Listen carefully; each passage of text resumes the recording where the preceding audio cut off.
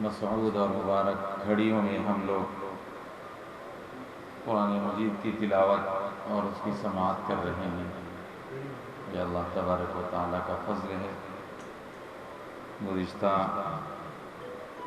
11 دن گزر چکے ہیں، 12واں رمضان چل رہا ہے۔ جن بندوں کو اللہ تبارک و تعالیٰ جیسی توفیق دے رہے ہیں وہ اللہ کی عبادت میں مصروف اور مگن ہے۔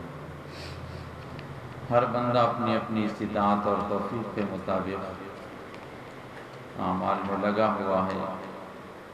روزوں کے ساتھ نمازوں کا اہتمام، قرآن مجید کی تلاوت کا اہتمام، صدقہ اور زکوٰۃ، غمخواری اور آپسی ہمدردی اور مواسات کے اندر لگا ہوا ہے۔ اللہ کا شکر بھی ادا کرنا چاہیے ہم لوگوں کو کہ اللہ پاک ان اعمال کی ہم کو توفیق عطا فرما رہے ہیں، ورنہ تو بہت سارے وہ لوگ بھی ہم کو نظر آتے ہیں جو چاہ کر بھی عبادت نہیں کر سکتے، اپنی معذوریوں کی وجہ سے، اپنے مصائب کی وجہ سے اور دیگر بہت ساری وجوہات کی بنا پر۔ لیکن اللہ تعالیٰ نے ہمیں صحیح سالم بنایا، صحت کے اعتبار سے، تندرستی کے اعتبار سے ہم لوگ ہر قسم کی عبادت کر کے اللہ تبارک و تعالیٰ کو راضی کر سکتے ہیں۔ ہماری انہی عبادتوں کا ایک حصہ قرآن مجید کا تلاوت کرنا اور تلاوت کا سننا ہے۔ مقصد تو در حقیقت یہی ہے کہ ہمیں قرآن سے سچا عشق، قرآن سے سچی محبت اور قرآن مجید سے صحیح طور پر تعلق اپنی زندگیوں میں قرآن مجید کو لانا۔ قرآن مجید جو ایک انقلابی کتاب ہے، اس کے ذریعے سے ہمیں اپنی زندگیوں میں انقلاب لانا، یہ ہمارا مقصد ہے۔ توجہ کے ساتھ، اہتمام کے ساتھ جو لوگ قرآن مجید کو سنتے ہیں، سناتے ہیں، اللہ تبارک و تعالیٰ ان کی دل کی دنیا کو بدل دیتے ہیں۔ یہ قرآن مجید کی تاثیر ہے۔ اس لیے اب 12واں پارہ تلاوت کیا جائے گا۔ آپ تمام سامعین اور ناظرین روشنی ٹی وی چینل کے ذریعے یا یوٹیوب چینل کے ذریعے یا ہمارے بنائے ہوئے مکسلر ایپلیکیشن کے ذریعے جو لوگ بھی سن رہے ہیں، ہم ان سے گزارش کرتے ہیں کہ 12واں پارہ سورہ ہود، کل 11ویں پارے میں سورہ یونس ختم تک پڑھا گیا تھا، آج سورہ ہود سے تلاوت کی جائے گی، یعنی 11ویں پارے کا آخری آدھا صفحہ۔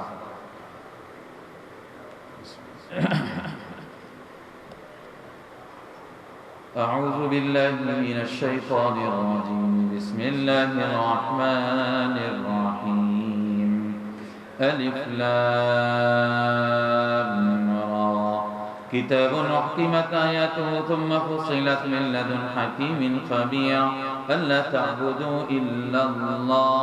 اننی لکم منہ نذیر وبشیر، وأن استغفروا ربكم ثم توبوا إليه يمتعكم متاعا حسنا إلى أجل مسمى ويؤتِ كل ذي فضل فضله، وإن تولوا فإني أخاف عليكم عذاب يوم كبير، إلى الله مرجعكم وهو على كل شيء قدير، ألا إنهم يثنون صدورهم ليستخفوا منه، ألا حين يستغشون ثيابهم يعلم ما يسرون وما يعلنون، إنه عليم بذات الصدور، وما من دابة في الأرض إلا على الله رزقها ويعلم مستقرها ومستودعها، كل في كتاب مبين، وهو الذي خلق السماوات والأرض في 6 أيام وكان عرشه على الماء ليبلوكم أيكم أحسن عملا، ولئن قلت إنكم مبعوثون من بعد الموت ليقولن الذين كفروا إن هذا إلا سحر مبين، ولئن أخرنا عنهم العذاب إلى أمة معدودة ليقولن ما يحبسه، ألا يوم يأتيهم ليس مصروفا عنهم وحاق بهم ما كانوا به يستهزئون ولئن أذقنا الإنسان منا رحمة ثم نزعناها منه إنه ليئوس كفور ولئن أذقناه نعماء بعد ضراء مسته ليقولن ذهب السيئات عني إنه لفرح فخور إلا الذين صبروا وعملوا الصالحات أولئك لهم مغفرة وأجر كبير فلعلك تارك بعض ما يوحى إليك وضائق به صدرك أن يقولوا لولا أنزل عليه كنز أو جاء معه ملك إنما أنت نذير والله على كل شيء وكيل أم يقولون افتراه قل فأتوا بعشر سور مثله مفتريات وادعوا من استطعتم من دون الله إن كنتم صادقين فإن لم يستجيبوا لكم فاعلموا أنما أنزل بعلم الله وأن لا إله إلا هو فهل أنتم مسلمون من كان يريد الحياة الدنيا وزينتها نوفي إليهم أعمالهم فيها وهم فيها لا يبخسون أولئك الذين ليس لهم بالآخرة إلا النار وحبط ما صنعوا فيها وباطل ما كانوا يعملون أفمن كان على بينة من ربه ويتلوه شاهد منه ومن قبله كتاب موسى إماما ورحمة أولئك يؤمنون به ومن يكفر به من الأحزاب فالنار موعده فلا تك في مرية منه إنه الحق من ربك ولكن أكثر الناس لا يؤمنون ومن أظلم ممن افترى على الله كذبا أولئك يعرضون على ربهم ويقول الشهاد هؤلاء الذين كذبوا على ربهم ألا لعنة الله على الظالمين الذين يصدون عن سبيل الله ويبغونها عوجا وهم بالآخرة هم كافرون أولئك لم يكونوا معجزين في الأرض وما كان لهم من دون الله من أولياء يضاعف لهم العذاب ما كانوا يستطيعون السماع وما كانوا يبصرون أولئك الذين خسروا أنفسهم وضل عنهم ما كانوا يفترون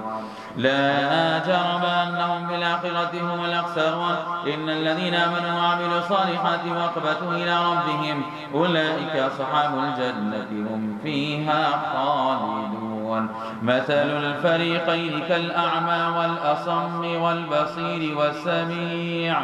هل يستويان مثلا أفلا تذكرون ولقد أرسلنا نوحا إلى قومه إني لكم نذير مبين ألا تعبدوا إلا الله إني أخاف عليكم عذاب يوم أليم فقال الملأ الذين كفروا من قومه ما نراك إلا بشرا مثلنا وما نراك اتبعك إلا الذين هم أراذلون بادي الرأي وما نرى لكم علينا من فضل بل نظنكم كاذبين قال يا قوم أرأيتم إن كنت على بينة من ربي وآتاني رحمة من عنده فعميت عليكم أنلزمكموها وأنتم لها كارهون ويا قوم لا أسألكم عليه مالا إن أدري إلا على الله وما أنا بطارد الذين آمنوا إنهم ملاقو ربهم ولكني أراكم قوما تجهلون ويا قوم من ينصرني من الله إن طردتهم فلا تذكرون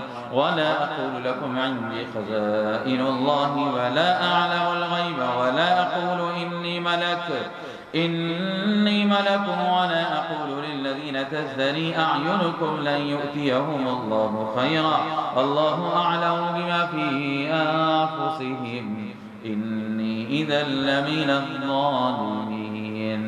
قالوا يا نوح قد جادلتنا فأكثرت جدالنا فأتنا بما تعدنا إن كنت من الصادقين قال إنما يأتيكم به الله إن شاء وما أنتم بمعجزين ولا ينفعكم نصحي إن أردت أن أنصح لكم إن كان الله يريد أن يغويكم هو ربكم وإليه ترجعون أم يقولون افترى قل إن افتريته فعلي إجرامي وأنا بريء مما بما تجرمون وأوحي إلى نوح أنه لن يؤمن من قومك إلا من قد آمن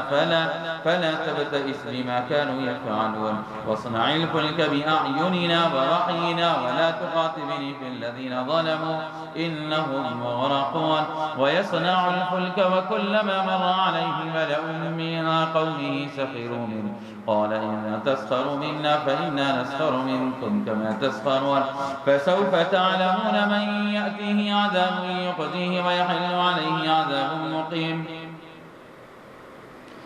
حتى إذا جاء أمرنا وفارت النور قل نحمل فيها من كل زوجين اثنين وأهلك إلا من سبق عليه القول وما آمن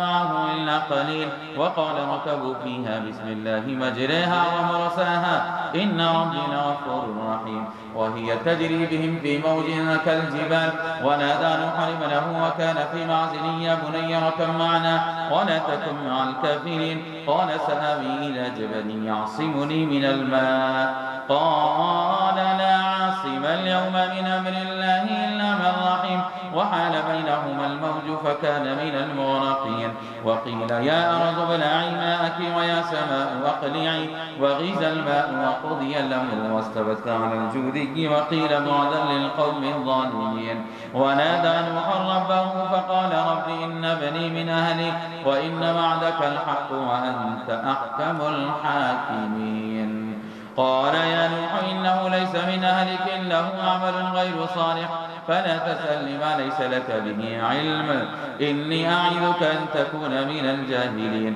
قال رب إني أعوذ بك أن أسألك ما ليس لي به علم وإلا تغفر لي وترحمني يكن من الخاسرين قيل يا نوح اهبط بسلام منا وبركات عليك وعلى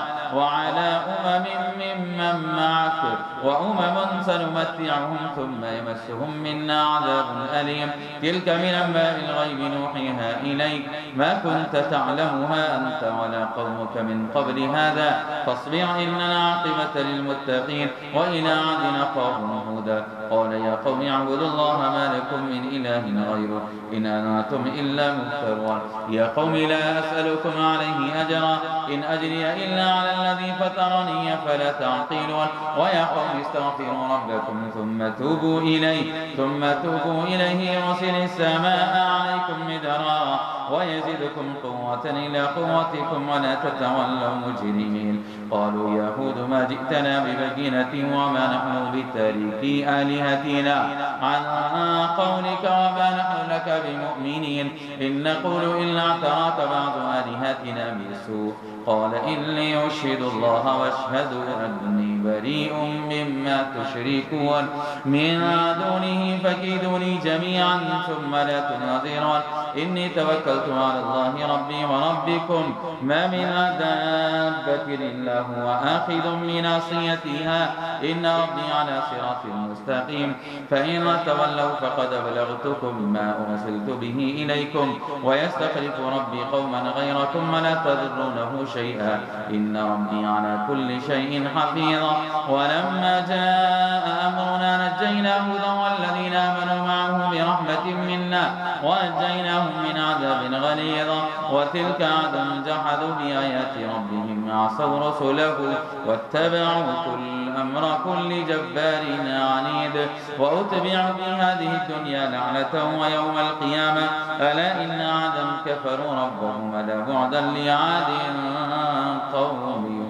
هود وإلى ثمود أخاهم صالحا قال يا قوم اعبدوا الله ما لكم من إله غيره هو أنشأكم من الأرض واستعمركم فيها فاستغفروه ثم توبوا إليه إن ربي قريب مجيب قالوا يا صالح قد كنت فينا مرجوا قبل هذا أتنهانا أن نعبد ما يعبد آباؤنا وإننا لفي شك مما تدعونا إليه مريب قال يا قوم أرأيتم إن كنت على بينة من ربي وآتاني منه رحمة فمن ينصرني من الله إن عصيت فما تزيدونني غير تقصير ويا قوم هذه ناقة الله لكم آية فذروها تأكل في أرض الله ولا تمسوها بسوء فيأخذكم عذاب قريب فعقروها فقال تمتعوا في داركم 3 أيام ذلك وعد غير مكذوب فلما جاء أمرنا نجينا صالحا والذين آمنوا معه برحمة منا ومن خزي يومئذ إن ربك هو القوي العزيز وأخذ الذين ظلموا الصيحة فأصبحوا في ديارهم جاثمين كأن لم يغنوا فيها ألا إن ثمود كفروا ربهم ألا بعدا لثمود ولقد جاءت رسلنا إبراهيم بالبشرى قالوا سلاما قال سلام فما لبث أن جاء بعجل حنيذ فلما رأى أيديهم لا تصل إليه نكرهم وأوجس منهم خيفة قالوا لا تخف إنا أرسلنا إلى قوم لوط وامرأته قائمة فضحكت فبشرناها بإسحاق ومن وراء إسحاق يعقوب قالت يا ويلتى أألد وأنا عجوز وهذا بعلي شيخا إن هذا لشيء عجيب قالوا وتعجبين من أمر الله رحمة الله وبركاته عليكم أهل البيت إنه حميد مجيد فلما ذهب عن إبراهيم الروع وجاءته البشرى يجادلنا في قوم لوط إن إبراهيم لحليم أواه منيب يا إبراهيم أعرض عن هذا إنه قد جاء أمر ربك وإنهم آتيهم عذاب غير مردود ولما جاءت رسلنا لوطا سيء بهم وضاق بهم زرعا وقال هذا يوم عصيب وجاءه قومه يهرعون إليه ومن قبل كانوا يعملون السيئات قال يا قوم هؤلاء بناتي هن أطهر لكم فاتقوا الله ولا تخزوني في ضيفي أليس منكم رجل رشيد قالوا لقد علمت ما لنا في بناتك من حق وإنك لتعلم ما نريد قال لو أن لي بكم قوة نوابي إلى ركن شديد قالوا يا لوط إنا رسل ربك لن يصلوا إليك فأسر بأهلك بقطع من الليل ولا يلتفت منكم أحد إلا امرأتك إنه مصيبها ما أصابهم إن موعدهم الصبح أليس الصبح بقريب فلما جاء أمرنا جعلنا عاليها سافلها وأمطرنا عليها حجارة من سجيل منضود مسومة عند ربك وما هي من الظالمين ببعيد وإلى مدين أخاهم شعيبا قال يا قوم اعبدوا الله ما لكم من إله غيره ولا تنقصوا المكيال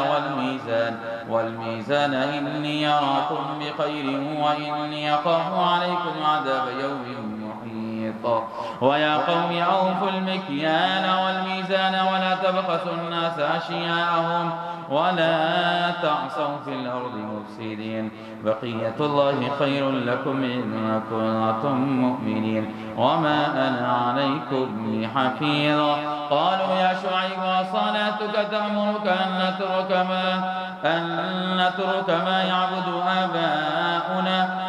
أو أن نفعل في أموالنا ما نشاء إنك لأنت الحليم الرشيد قال يا قوم أرأيتم إن كنت على بينة من ربي ورزقني منه رزقا حسنا وما أريد أن نخالفكم إلى ما أنهاكم عنه إن أريد إلا الإصلاح ما استطعت وما توفيقي إلا بالله عليه توكلت وإليه أنيب ويا قوم لا يجرمنكم شقاقي أن يصيبكم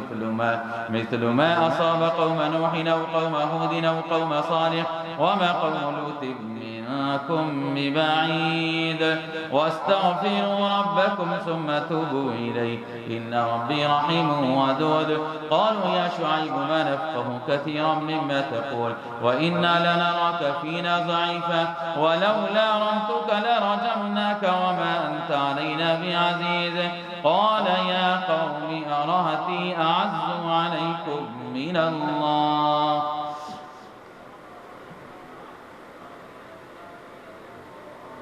واتخذتموه وراءكم ظهريا إن ربي بما تعملون محيط ويا قوم اعملوا على مكانتكم إني عامل وسوف تعلمون من يأتيه عذاب يخزيه ومن هو كاذب وارتقبوا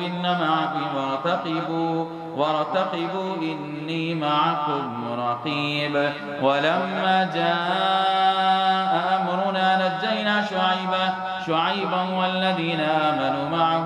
والذين آمنوا معه برحمة منا وأخذت الذين ظلموا الصيحة فأصبحوا في ديارهم جاثمين كأن لم يغنوا فيها ألا بعدا لمدين كما بعيد ثمود ولقد أرسلنا موسى بآياتنا وسلطان مبين إلى فرعون وملئه فاتبعوا أمر فرعون وما أمر فرعون برشيد يقدم قومه يوم القيامة فأوردهم النار وبئس البرد المورود وأتبعوا في هذه لعنة ويوم القيامة بئس الرفد المرفود ذلك من أنباء القرى نقصه عليك منها قائم وحصيد وما ظلمناهم ولكن ظلموا أنفسهم فما أغنتهم عنهم آلهتهم التي يدعون من دون الله من شيء لما جاء أمر ربك وما زادوهم غير تتبيب وكذلك أخذ ربك إذا أخذ القرى وهي ظالمة إن أخذه أليم شديد إن في ذلك لآية لمن خاف عذاب الآخرة ذلك يوم مجموع له الناس وذلك يوم مشهود وما نؤخره إلا لأجل معدود يوم يأتي لا تكلم نفس إلا بإذنه فمنهم شقي وسعيد فأما الذين شقوا ففي النار لهم فيها زفير وشهيق خالدين فيها ما دامت السماوات والأرض إلا ما شاء ربك إن ربك فعال لما يريد وأما الذين سعدوا ففي الجنة خالدين فيها ما دامت السماوات والأرض إلا ما شاء ربك عطاء غير مجزوذ فلا تك في مرية مما يعبد هؤلاء ما يعبدون إلا كما يعبد آباؤهم من قبل وإنا لموفوهم نصيبهم غير منقوص ولقد آتينا موسى الكتاب فاختلف فيه ولولا كلمة سبقت من ربك لقضي بينهم وإنهم لفي شك منه مريب وإن كلا لما ليوفينهم ربك أعمالهم إنه بما يعملون خبير فاستقم كما أمرت ومن تاب معك ولا تطغوا إنه بما تعملون بصير وأقم الصلاة طرفي النهار وزلفا من الليل إن الحسنات يذهبن السيئات ذلك ذكرى للذاكرين واصبر فإن الله لا يضيع أجر المحسنين فلولا كان من القرون من قبلكم أولو بقية ينهون عن الفساد في الأرض إلا قليلا ممن أنجينا منهم واتبع الذين ظلموا ما أترفوا فيه وكانوا مجرمين وما كان ربك ليهلك القرى بظلم وأهلها مصلحون ولو شاء ربك لجعل الناس أمة واحدة ولا يزالون مختلفين إلا من رحم ربك ولذلك خلقهم وتمت كلمة ربك لأملأن جهنم من الجنة والناس أجمعين وكلا نقص عليك من أنباء رسل ما نثبت به فؤادك وجاءك في هذه الحق وموعظة وذكرى للمؤمنين وقل للذين لا يؤمنون اعملوا على مكانتكم إنا عاملون وانتظروا إنا منتظرون ولله غيب السماوات والأرض وإليه يرجع الأمر كله فاعبده وتوكل عليه وما ربك بغافل عما تعملون.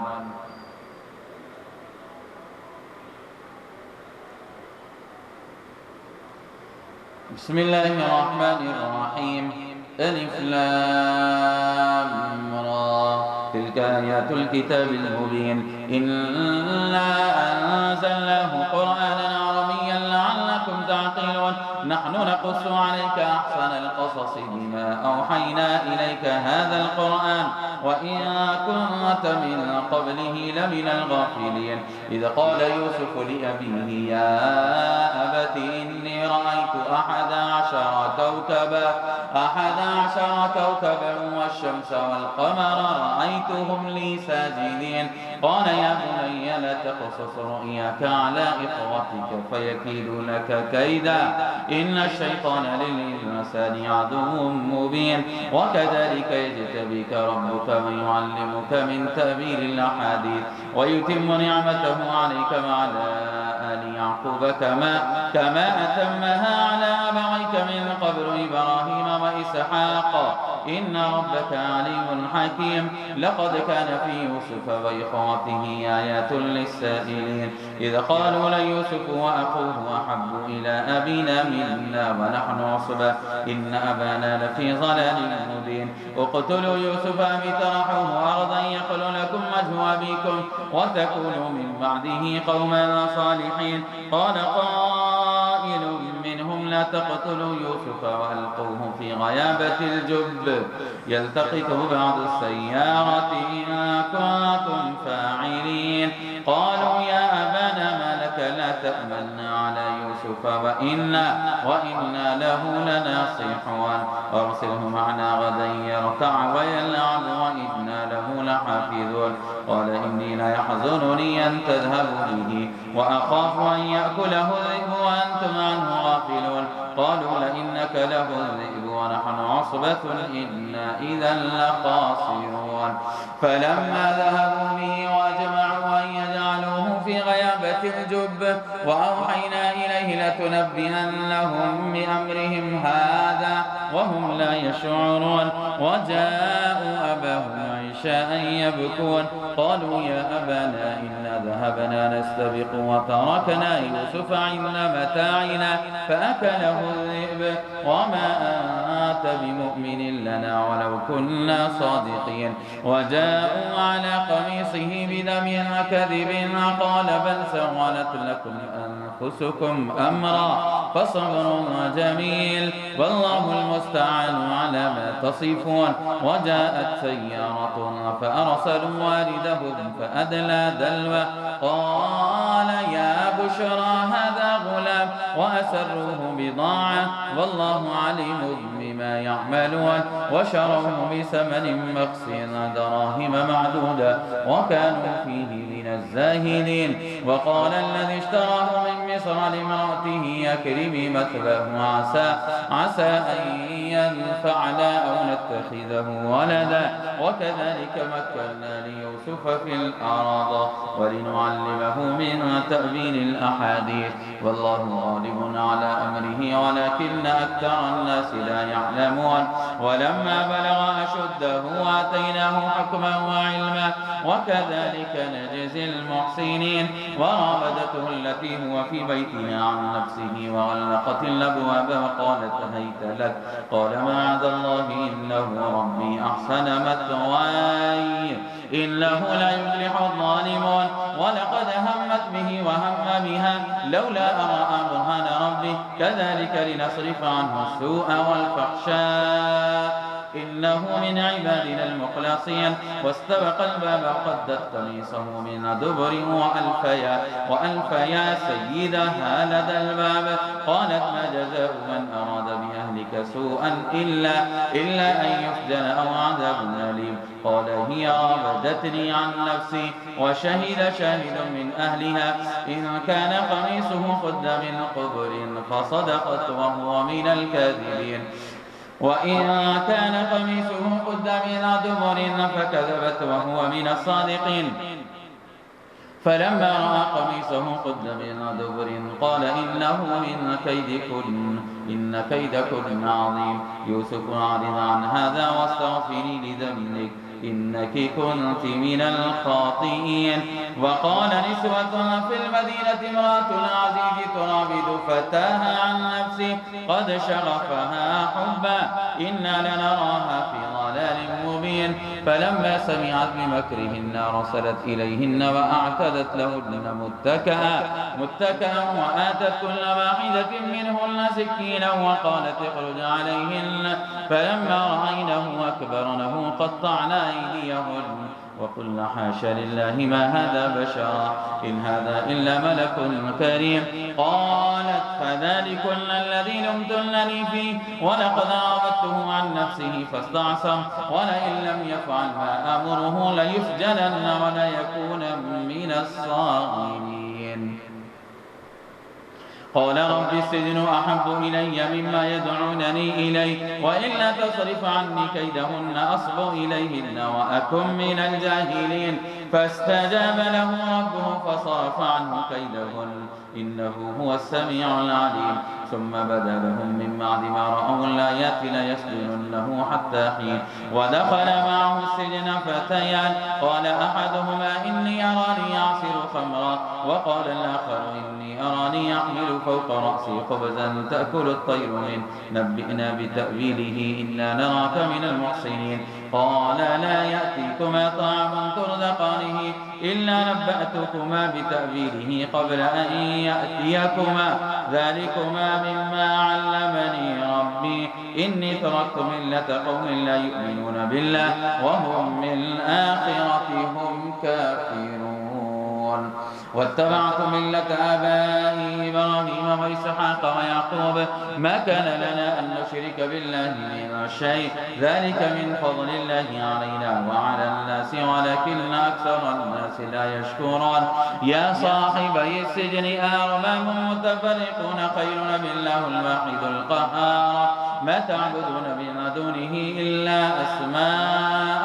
سميتموها أنتم وآباؤكم ما أنزل الله بها من سلطان إن الحكم إلا لله أمر أن لا تعبدوا إلا إياه ذلك الدين القيم ولكن أكثر الناس لا يعلمون. يا صاحبي السجن أما أحدكما فيسقي ربه خمرا وأما الآخر فيصلب فتأكل الطير من رأسه قضي الأمر الذي فيه تستفتيان. وقال للذي ظن أنه ناج منهما اذكرني عند ربك فأنساه الشيطان ذكر ربه فلبث في السجن بضع سنين. وقال الملك إني أرى 7 بقرات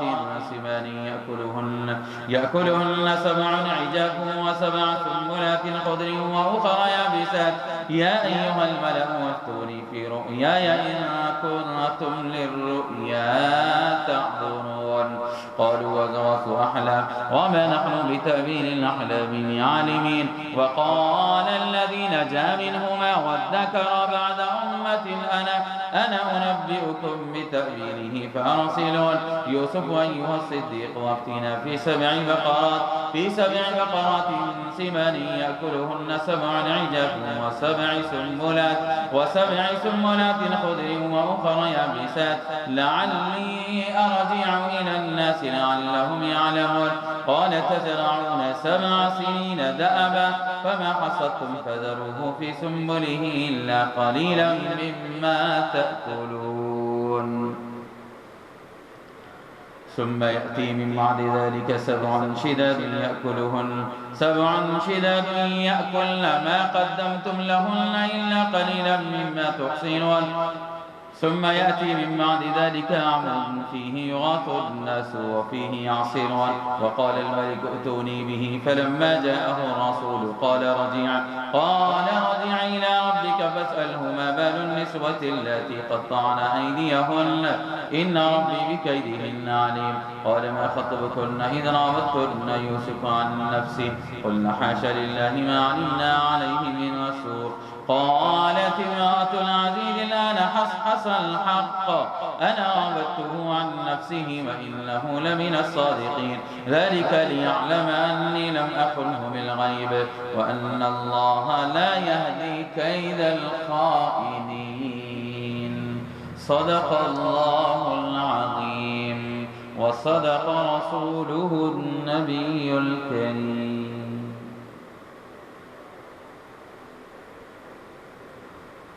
الحمدللہ اس وقت ہم لوگوں نے 12ویں پارے کی تلاوت کو مکمل کیا ہے اور سننے والوں نے اس کو الحمدللہ پورے غور و خوض کے ساتھ، پورے ادب و احترام کے ساتھ اور انتہائی جمعی کے ساتھ اس کو سماعت کیا ہے۔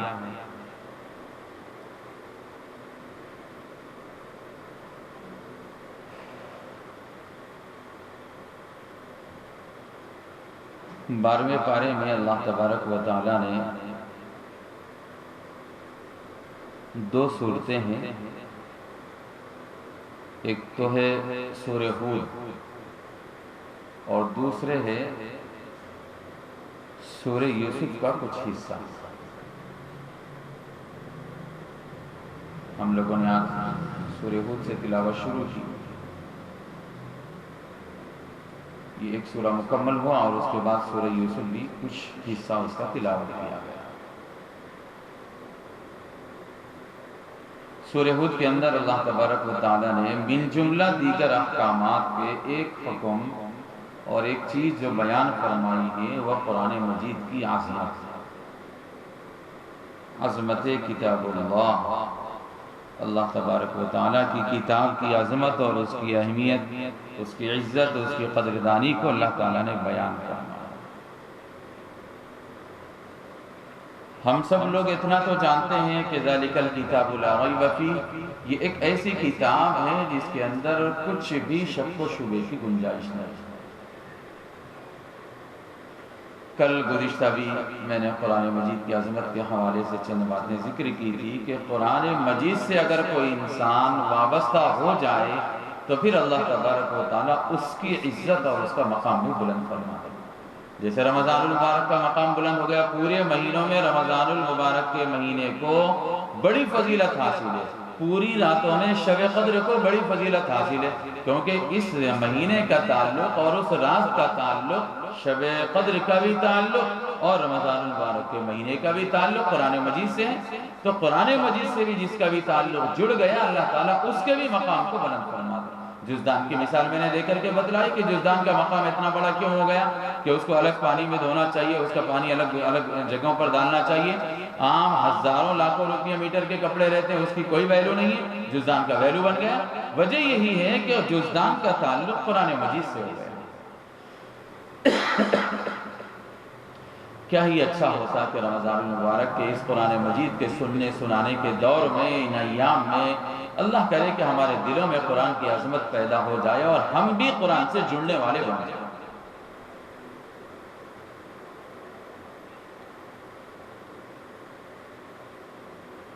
قرآن مجید اللہ تبارک و تعالیٰ کا وہ کلام ہے جو اللہ کی ذات سے نکلا ہے۔ قرآن کو قرآن بھی کہتے ہیں اور کلام اللہ بھی کہتے ہیں اور کتاب اللہ بھی کہتے ہیں۔ قرآن مجید کے علاوہ جتنی کتابیں آسمان سے نازل ہوئی ہیں، تورات ہو، زبور ہو، انجیل ہو، ابراہیم علیہ السلام کے صحیفے، موسیٰ علیہ السلام کے صحیفے اور دیگر اللہ تبارک و تعالیٰ نے جتنے بھی صحف نازل فرمائے ہیں، ان تمام چیزوں کو صحیفہ اور کتاب تو کہتے ہیں، لیکن کلام اللہ کسی کو نہیں بول سکتے ہیں۔ کلام اللہ صرف قرآن مجید کو جو ہمیں اور آپ کو دیا گیا ہے۔ سید الاولین والآخرین محمد رسول اللہ صلی اللہ علیہ وسلم کی ذات گرامی کے طفیل میں اور آپ پر نازل کر کے اللہ تبارک و تعالیٰ نے یہ قرآن مجید ہم کو دیا. اس کو کلام اللہ کہتے ہیں. اور کتابوں کو، تورات کو کلام اللہ نہیں بول سکتے آپ، زبور کو کلام اللہ نہیں بول سکتے. کیوں؟ اس لیے کہ قرآن مجید ہی وہ ایک ایسا کلام ہے جس کو اللہ تعالیٰ نے اپنی ذات سے اپنی شان کے مطابق پڑھا ہے، تلاوت کیا ہے. اللہ تعالیٰ نے اس کا تکلم فرمایا ہے، اس وجہ سے اس کا نام کلام اللہ رکھا گیا ہے. تورات، زبور، انجیل وغیرہ کو اللہ تعالیٰ نے پڑھ کر نہیں بتلایا، پڑھ کر حضرت جبرائیل کو نہیں بتلایا، بلکہ حضرت جبرائیل کے ہاتھ میں دے دیا کہ لو یہ تورات ہے، یہ فلاں نبی کے اوپر نازل اور فلاں کو دے کر آؤ، یہ فلاں کو دے کر آؤ، یہ صحیفہ فلاں نبی کو دے کر آؤ، وغیرہ وغیرہ. تو یہ کتاب اللہ تو ہے، اللہ کی کتابیں تو ہیں، لیکن کلام اللہ نہیں بولا جائے گا. قرآن مجید صرف ایک ایسی کتاب ہے جس کو کتاب اللہ بھی کہا جا سکتا ہے اور اس کو کلام اللہ بھی کہا جا سکتا ہے. قرآن کے معنی میں سب سے زیادہ پڑھی جانے والی کتاب. دنیا کے اندر روئے زمین پر کائنات کے ذرے ذرے پر بھی جو کلام پڑھا جائے گا سب سے پہلے وہ اللہ کی کتاب اور اللہ کا کلام قرآن مجید ہے. اسی وجہ سے اس کو قرآن کہا جاتا ہے. ہم کوئی بھی عبادت ہو، ہماری نماز ہو، روزہ ہو، زکوٰۃ ہو، حج ہو، جتنی بھی عبادت ہو، ہر عبادت میں قرآن مجید موجود ہے. تو سب سے زیادہ پڑھی جانے والی کتاب یہی کلام اللہ ہے. اس وجہ سے اس کو قرآن بھی کہتے ہیں، اور چونکہ اللہ نے بھی تلاوت فرمائی ہے اس وجہ سے اس کو کلام اللہ بھی کہتے ہیں. دیکھیے ایک حدیث پاک کے اندر فرمایا گیا تبرک بالقرآن فإنہ خرج من اللہ. اللہ کی ذات سے نکلا ہوا کلام ہے، اس سے برکت حاصل کرو. ہم لوگ برکت حاصل کرنے کے بہت سارے طریقے ہم لوگوں نے اپنائے ہیں. آج مسلم سماج کے اندر، ہمارے معاشرے کے اندر بہت ساری رسم و رواج آ چکی ہیں. اللہ کرے کہ دین کی صحیح سمجھ اور فہم ہم کو نصیب فرمائے اور صحیح طور پر دین کے احکامات کو معلوم کر کے عمل کرنے کی توفیق اور ہدایت ہمیں مقدر فرمائے. قرآن مجید ہم لوگ بس یہ سمجھتے ہیں کہ نیا گھر بنایا گیا تو بلاؤ حافظ صاحبوں کو اور مولوی صاحبوں کو چند اور بلا کر کے قرآن مجید پڑھا دو، برکت آ جائے. کسی کا انتقال ہو گیا تو بلاؤ مول صاحبوں کو اور بلا کر کے پڑھا دو اور قرآن مجید کی تلاوت کرا دو، ایک قرآن دو قرآن ختم کرا دو، بس ایسال ثواب کر دو مردے کو اور میت کو اس کا. ہم لوگوں نے بس اسی کے لیے قرآن کو سمجھا ہے دوستو. حالانکہ حق یہ ہے کہ قرآن مجید میری اور آپ کی زندگی کے ایک ایک لمحے کے لیے قرآن مجید ضروری اور لازم. قرآن مجید کے بغیر ہماری نہ زندگی، نہ دنیاوی زندگی کا مسئلہ حل ہو سکتا ہے، نہ اخروی زندگی کا مسئلہ حل ہو سکتا ہے. کوئی مسئلہ حل ہونے والا ہے. برکت تو آ جائے گی آپ کے گھر میں قرآن مجید بلا کر پڑھانے سے، لیکن بھلا بتلائیے جو لوگ گھر میں رہ رہے ہیں کیا وہ لوگ قرآن مجید نہیں پڑھیں گے؟ باہر سے کسی کو بلا کر قرآن مجید پڑھنے کی برکت تو آ جائے گی وقتی طور پر، لیکن کیا آپ کا دل یہ گوارا کرے گا کہ میں گھر میں رہوں اور میں قرآن مجید کی تلاوت نہ کروں؟ میرے باپ کا انتقال ہو، میری ماں گزر جائے، میرا بھائی، میری اولاد، میرا بیٹا، میری بیوی دنیا سے رخصت ہو جائے اور اس کے لیے میں قرآن مجید پڑھ کر کے اپنی زبان سے تلاوت نہ کروں، یہ کیسا ہمارا ضمیر؟ پیسے دے کر کے بلوا لیتے ہیں لوگوں کو اور پڑھا لیتے ہیں اور سمجھتے ہیں کہ ہمارا فریضہ ہے. غلط بات. اپنے ذہنوں سے اس بات کو نکالیے، قرآن مجید کو اپنی زندگیوں کا دستور بنائیے، مشعل راہ بنائیے. یہ قرآن مجید اللہ تبارک و تعالیٰ نے انسانیت کی ہدایت کے لیے نازل فرمایا اور ہم ہیں کہ مردوں کے لیے اور نئے گھروں کے لیے اس کو مقید کر کے رکھ دیا. ضرورت اس بات کی ہے دوستو کہ آج کے دور میں ہم لوگ قرآن مجید کو کثرت سے پڑھنے والے ہیں. جس کو جیسے پڑھنا آتا ہے، جتنی مقدار میں پڑھنا آتا ہے وہ پڑھنا چاہیے، اور جس کو نہیں آتا ہے اس کو کوشش کرنا چاہیے. قرآن مجید سیکھنے کے لیے کوئی عمر تھوڑی ہے کہ بھائی آپ شادی ہو گئی ہے ہم نہیں پڑھ سکتے ہیں، قرآن مجید کو نہیں سیکھتے ہیں. غلط بات. موت زندگی میں جب آپ اس دنیا کے اندر وجود آپ کا ہوا، آنکھ کھولی آپ نے، اس وقت سے لے کر آنکھ کے بند ہونے تک قرآن مجید کو پڑھ سکتے ہیں، سیکھ سکتے ہیں، اس کا فہم، اس میں تدبر، اس میں تفکر، اس میں غور و فکر، اس کی معلومات، اس کے خزانوں اور سے استفادہ، یہ سب چیزیں آنکھ کھلنے سے لے کر کے آنکھ کے بند ہونے تک ہر عمر کے لیے اللہ تبارک و تعالیٰ نے رکھا ہے۔ کئی ایسے لوگوں کو ہم جانتے ہیں، ہم نے دیکھا ہے ان کو اپنی آنکھوں سے، اور اپنے بزرگوں سے سنا بھی ہے، اپنے اساتذہ کرام سے بھی سنا ہے کہ کئی ایسی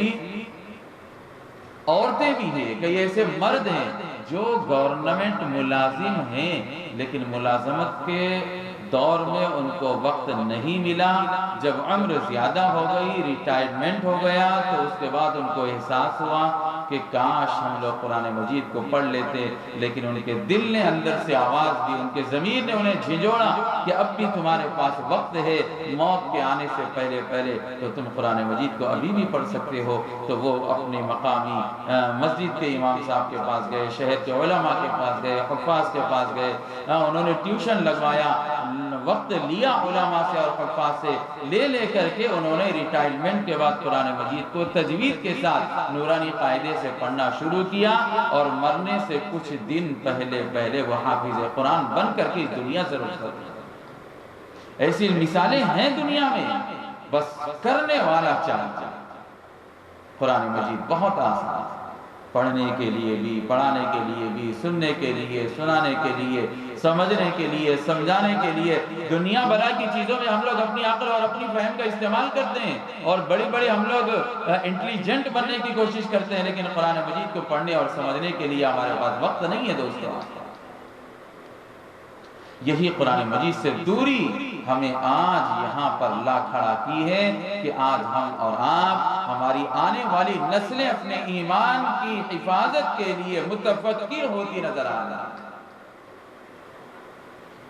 لے دے کے اللہ تبارک و تعالیٰ نے دینی مدارس کو ایک اسباب اور ذریعے کے طور پر اس دنیا کے اندر پیدا کیا اور بنایا، اور اس کو اللہ پاک اپنے خزانہ غیب سے چلا رہے ہیں، جہاں امت کے نونہالان، مائیں، بہنیں، بچیاں، لڑکے قرآن مجید کو سیکھ رہی ہیں اور یاد کر رہی ہیں اور قرآن مجید کی خدمت انجام دے رہی ہیں۔ اگر خدا نخواستہ ہمارے ملک میں یہ بھی نہ ہوتے تو پھر ہمارا ایمان کا بچنا انتہائی مشکل بن جاتا ہے۔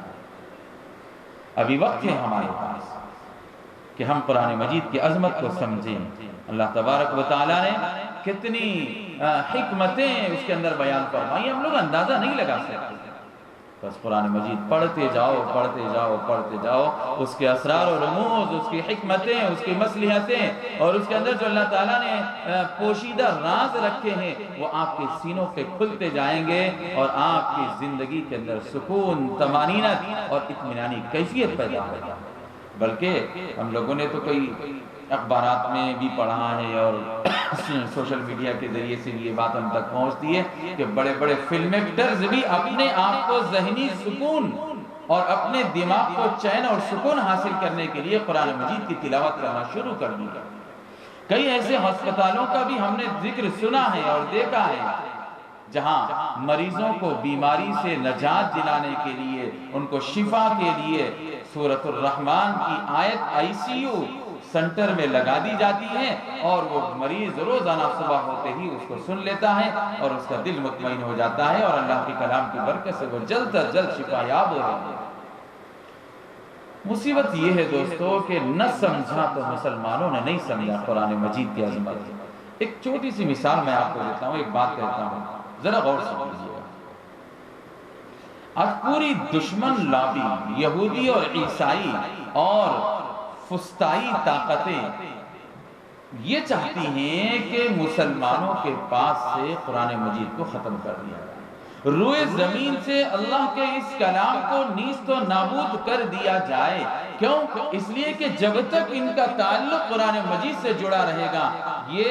ترقی کی راہ پر گامزن ہوتے ہی رہیں گے اور ہمیں آگے بڑھنے نہیں دیں گے۔ سمجھا تو غیروں نے، دشمنوں نے سمجھا ہے قرآن کی عظمت کو، تبھی تو وہ لوگ پیچھے پڑے ہوئے ہمارے، تبھی تو وہ لوگ ہم کو قرآن سے ہمارے رشتہ توڑنے کے لیے مسلسل کوششیں کر رہے ہیں۔ کبھی NRC، CAA، NPR وغیرہ، اور کبھی وبائی امراض، کبھی اپنی جانب سے وباؤں کو پھیلا کر مختلف قسم کی سازشیں رچی جا رہی ہیں، محض اس وجہ سے کہ عوام الناس علماء سے دور ہو جائے، مسلمان قرآن سے دور ہو جائے، مسجدوں سے دور ہو جائے، مدرسوں سے دور ہو جائے، اسلامی شعائر ان سے ختم ہو جائے، بس یہ نام کے مسلمان رہ جائیں، ان کے اندر کوئی کام وام باقی نہ رہے۔ یہی تو چاہ رہے ہیں وہ ہماری دشمن طاقت، ساری ایڑی چوٹی کا زور لگا رہے ہیں اسی بات پر کہ قرآن کی عظمت کو ان کے دلوں سے نکال دیا جائے، لیکن ایسا نہیں ہونا انشاءاللہ۔ اللہ تبارک و تعالی نہ چاہیں تو دنیا میں کچھ نہیں ہونا، اور اگر اللہ تعالیٰ چاہیں تو دنیا کی کوئی طاقت اس کو نہیں روک سکتی، اور اللہ تعالیٰ نے وعدہ فرما لیا اِنَّا نَحْنُ نَزَّلْنَا الذِّكْرَ وَإِنَّا لَهُ لَحَافِظُونَ کہ قرآن مجید کو، ذکر کو ہم ہی نے نازل کیا۔ الذکر سے مراد بعض مفسرین نے فرمایا کہ القرآن، اللہ کا یہ کلام، اللہ تعالیٰ نے اس کی حفاظت کا وعدہ لے لیا ہے۔ جس چیز کی حفاظت کا وعدہ خداوند قدوس نے لے لیا، دنیا کی کوئی طاقت اس کو نہیں مٹا سکتی۔ ہزاروں واقعات اس دنیا کے اندر ہو چکے ہیں۔ ناروے میں دیکھی کیا ہوا کچھ دن پہلے، قرآن جلایا تھا لوگوں نے۔ ابھی یہ جب وبائی مرض پھیلا اس وقت کیا ہوا دیکھیے، یورپی ممالک کے اندر، اٹلی کے اندر، فرانس کے اندر اور دیگر ریاستوں کے اندر، ملکوں کے اندر اور ان کے ضلعوں کے اندر اور مختلف جگہوں پر بھی لوگ قرآن مجید کو سمیٹ سمیٹ کر پڑھنا شروع کر دیا۔ روڈوں پر، سڑکوں پر، گلیوں میں، چوراہوں میں، گھروں پر، چھتوں پر، اندر باہر، ہوٹلوں میں، ریسٹورنٹ میں، شاپنگ مال میں، جگہ جگہ قرآن مجید اپنے ساتھ لے کر کے پھر رہے تھے۔ کیوں؟ ان کو پتا ہے کہ یہ خدا کی وہ کتاب ہے، یہ وہ کلام ہے جو انسان اس سے وابستہ ہو گیا وہ دنیا اور آخرت میں ہلاک اور برباد نہیں ہو سکتا۔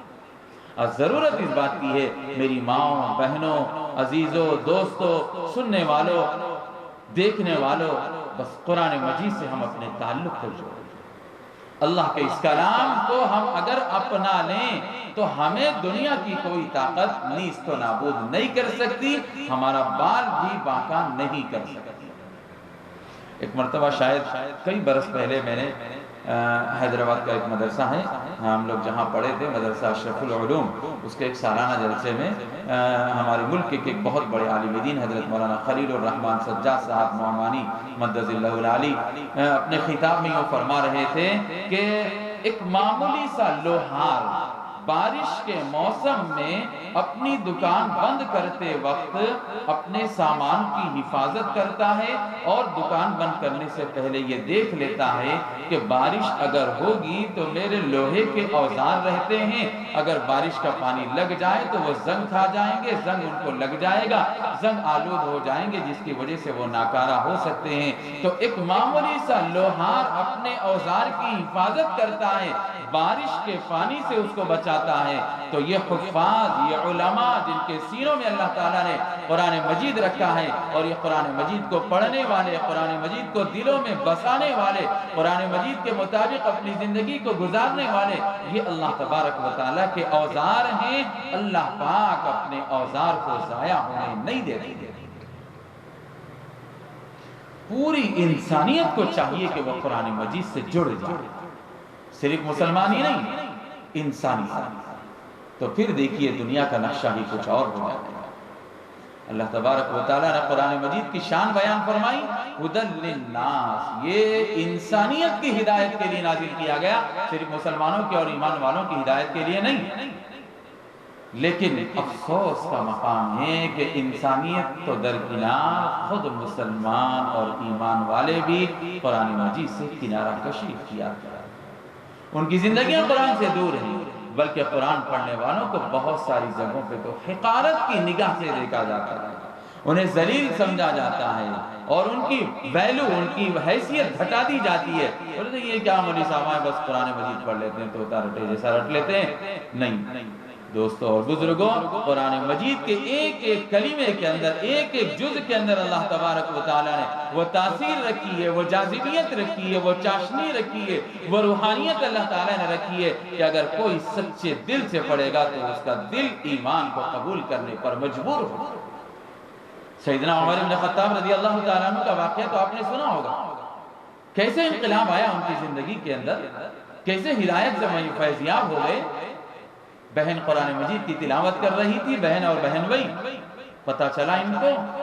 تو کسی راستے میں صحابی نے بتلایا کہ کہاں اللہ کے نبی کے گردن اڑانے کے لیے جا رہے ہو، نعوذ باللہ، پہلے اپنے گھر کی تو خبر لو، گھر میں جو 2 آدمی ہیں تمہارے بھائی اور بہن، وہ بھی تو مسلمان بن چکے ہیں۔ جذبات میں گئے گھر کو، اور جا کر کے آواز کیواڑ پہ اور دروازے پہ لگا کر کے سنی تو قرآن مجید کے پڑھنے کی آواز آ رہی تھی۔ بہن بھائی کو پتہ چل گیا کہ شاید حضرت عمر آ چکے ہیں، غصے میں ہیں، جلال میں ہیں، ننگی تلوار ہاتھ میں لے کر کے ہیں، پتہ نہیں اب کیا حشر ہمارا کر دیں گے۔ تو کہ دروازہ کھٹکھٹایا، بہن بھائی نے قرآن مجید کو چھپا دیا اور چھپا کر کے دروازہ کھولا۔ تو عمر نے پوچھا کہ کیا کر رہی تھی، بتلاؤ تو صحیح۔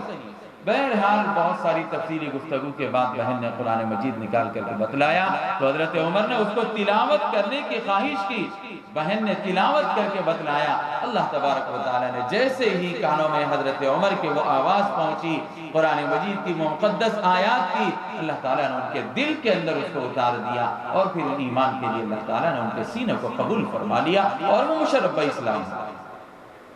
زندگیوں کی کایا پلٹ جاتی ہے دوستو اگر ہم نے قرآن مجید کے مطابق اپنی زندگی کو گزارنا شروع کر دیا۔ ہم لوگوں نے قرآن سے دوری اور مہجوری اختیار کی ہے، اس لیے حالات، مسائل، پریشانیاں ہمارے اوپر آ رہی ہیں۔ خیر بات یہ ہے کہ اللہ تبارک و تعالیٰ نے سورہ ہود کے اندر قرآن مجید کی عظمت کو بھی بیان فرمایا ہے، اور قرآن مجید کی عظمت سے بات نکلتی چلی گئی۔ قرآن مجید یہ بیماروں کے لیے بھی اور معذوروں کے لیے، ہر ایک کے لیے شفا کا ذریعہ ہے۔ اللہ تعالیٰ نے اس کے اندر شفا بھی رکھی ہے۔ انسان اپنا ماضی، حال، مستقبل، اپنی ہر چیز کا حل قرآن مجید کے اندر ڈھونڈ سکتا ہے۔ غرض ہے کہ ایک عظیم الشان کا کتاب اور کلام ہے جس کی عظمت کو ہم بیان کرتے کرتے تھک جائیں گے، لیکن اس کی عظمت ختم نہیں۔ بس مختصر یہ کہ ہمیں قرآن مجید کی عظمت کو سمجھنا چاہیے، صرف پڑھنے پڑھانے پر اکتفا نہ کریں، اس کو سمجھیں اور اس کو اپنی زندگیوں میں لانے کی کوشش اور فکر کریں۔ انشاءاللہ دیگر موضوعات کے اوپر بھی